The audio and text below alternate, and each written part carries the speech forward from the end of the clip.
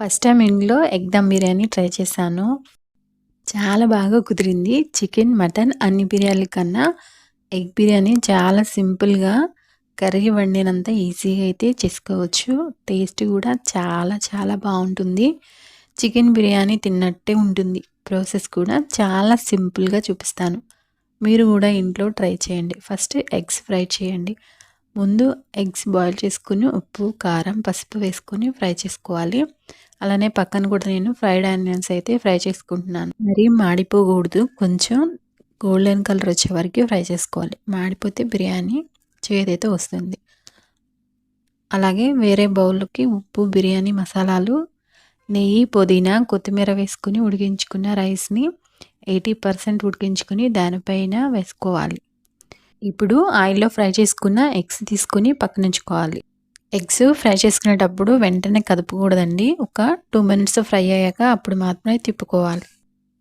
ఇప్పుడు ఈ ఆయిల్‌లోకి అల్లం వెల్లుల్లి పేస్ట్ వేసుకొని ఫ్రై అయ్యాక టమాటో ప్యూరీని యాడ్ చేసుకోవాలి. ఆయిల్ మంచిగా పైకి వచ్చి ఫ్రై అయ్యాక పచ్చిమిర్చి, పుదీనా, కొత్తిమీర, ఫ్రైడ్ ఆనియన్స్ వేసుకొని మంచిగా మిక్స్ చేసుకోవాలి.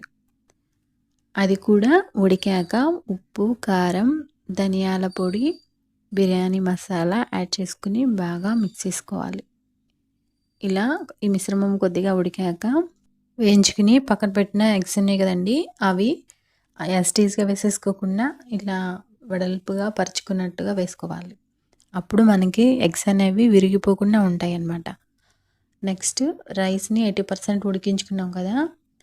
ఆ రైస్ వేసుకొని లేయర్‌గా వేసుకోవాలి. 80% మాత్రమే ఉడికించుకోలేదంటే రైసు పలుకులు పలుకులకైతే ఉండదండి. కొంచెం మెత్తగా అయితే ఉంటుంది. అంత ఇంట్రెస్ట్ ఉండదనమాట తినడానికి. రైస్ ఇలా వేసుకున్నాక ఫ్రైడ్ ఆనియన్స్, నెయ్యి, పుదీనా, కొత్తిమీర వేసుకోవాలి. ఇలా వేసుకున్న తర్వాత లో ఫ్లేమ్‌లో పెట్టుకొని 30 మినిట్స్ దమ్ పెట్టుకోవాలి. నేను చేసిన క్వాంటిటీ 4 మెంబర్స్‌కి అయితే సరిపోతుందండి. ఫస్ట్ టైం ట్రై చేసినా కూడా చాలా టేస్టీగా వచ్చింది. వెళ్ళే ముందు వీడియో నచ్చితే సబ్స్క్రైబ్ చేసుకొని చిన్న లైక్ ఇచ్చి వెళ్ళొచ్చు కదా!